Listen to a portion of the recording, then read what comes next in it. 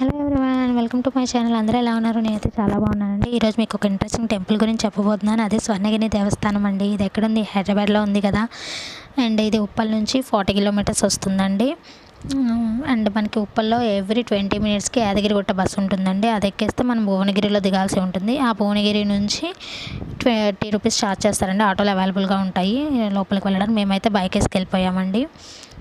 ఇదనమాట main entrance అనమాట. ఇది ఇలా లోపలికి వచ్చేస్తే పక్కనే పార్కింగ్ అవైలబుల్గా ఉందండి. మేము పార్క్ చేసేసి బైక్ ఇలా వచ్చేసాం. ఇదనమాట మెయిన్ టెంపుల్ వ్యూ అనేది. బయట నుంచి ఇలా ఉంటుంది. చూసారా ఎలా అనిపిస్తుంది?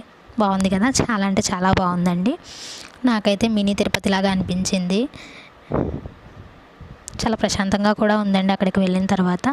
ఇది అనమాట, ఇది స్టెప్స్ మార్గం అనమాట. ఇట్లా వెళ్ళాల్సి ఉంటుంది. మనం స్టెప్స్ ముందు ఇలా శ్రీవారి పాదాలు పెట్టేశారండి. నాకైతే భలే అనిపించిందండి. వాటిని దర్శనం చేసుకొని మేము పైకి వెళ్ళాము. అండ్ చాలా అంటే చాలా బాగుందండి. చూసారా, నాకైతే చాలా చాలా చాలా నచ్చిందండి. మీరు కూడా అందరూ ఒకసారి వెళ్ళి దర్శనం చేసుకోండి. మీకు కూడా చాలా మంచిగా ఫీలింగ్ వస్తుంది. అండ్ ఇదిగోండి, ఇవే స్టెప్స్ అనమాట. ఇలా స్టెప్స్ ద్వారా మనం పైకి వెళ్ళాల్సి ఉంటుంది. ఇక్కడ ఏంటంటే ప్రతి స్టెప్స్కి ఇలా శ్రీవారి నామాలు పెట్టేశారు. అవి చదవకుండా వెళ్ళిపోవచ్చు. అండ్ పక్కనే శ్రీవారి అవతారాలు కూడా పెట్టారండి. ఇదిగోండి, ఇవన్నమాట శ్రీవారి అవతారాలు ఇలా పెట్టేశారు స్టెప్స్కి. అండ్ ఇలా ప్రతి స్టెప్స్కి ఇలా శ్రీవారి నామాలు పెట్టారు. వాటిని చదువుకుంటా మేమైతే పైకి వెళ్ళామండి. ఇలా ఇక్కడ శ్రీవారి బొట్టు కూడా పెడుతున్నారండి.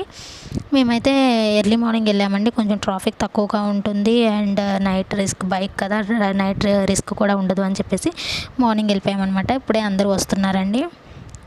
ఇలా మేము స్టెప్స్ ద్వారా పైకి వెళ్ళాము చదువుకుంటా. చాలా బాగుందండి. ఎందుకంటే ఇలా పైకి వచ్చేస్తే ఇది అనమాట మెయిన్ టెంపుల్. ఇక్కడ లెఫ్ట్ సైడ్ మనం కాలు కడుక్కోవడానికి ఉంటుంది. కాలు కడుక్కొని అలా మెయిన్ టెంపుల్ దగ్గరికి వెళ్ళిపోయాం మేమైతే.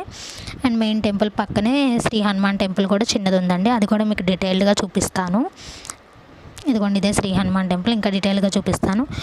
లోపలకైతే ఫోన్స్ అనేవి అలౌడ్ చేయలేదండి. ఇంకా మేము అక్కడ పక్కన పెట్టేసాము.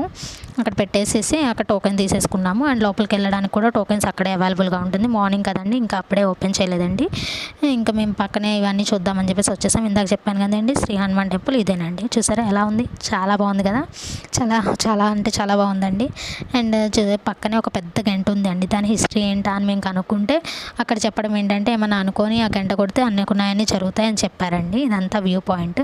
అండ్ ఇప్పుడు ఇన్స్టాలో, యూట్యూబ్లో అందరూ చూపిస్తున్నారు కదండి, ఇదేనండి. అదే నైట్ టైం వచ్చి ఉంటే ఇది ఫుల్ లైటింగ్తో సూపర్గా ఉంటుందని చెప్పారండి. బట్ మాకు నైట్ కుదరలేదండి.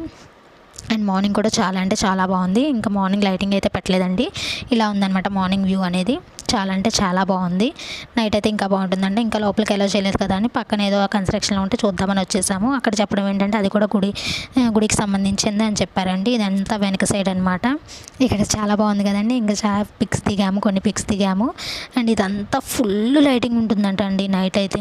బట్ మేమైతే మిస్ అయ్యాము. మీకు కుదిరితే మాత్రం నైటే వెళ్ళి విజిట్ చేయండి. అండ్ ఇక్కడ చెప్పడం ఏంటంటే పక్కనే భువనగిరి ఫోర్ట్ ఉందని చెప్పారండి. సరే, అంత దూరం వచ్చాము కదా, భువనగిరి ఫోర్ట్ కూడా చూసేద్దామని చెప్పేసి అక్కడికి వచ్చేసాము.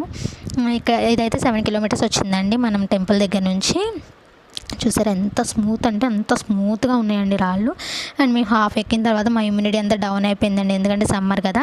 ఇదంతా భువనగిరి విలేజ్ అండి. ఇలాంటి మరిన్ని వీడియోల కోసం మా ఛానల్ని సబ్స్క్రైబ్ చేయండి, లైక్ చేయండి, షేర్ చేయండి. Thank you for watching. Have a nice day.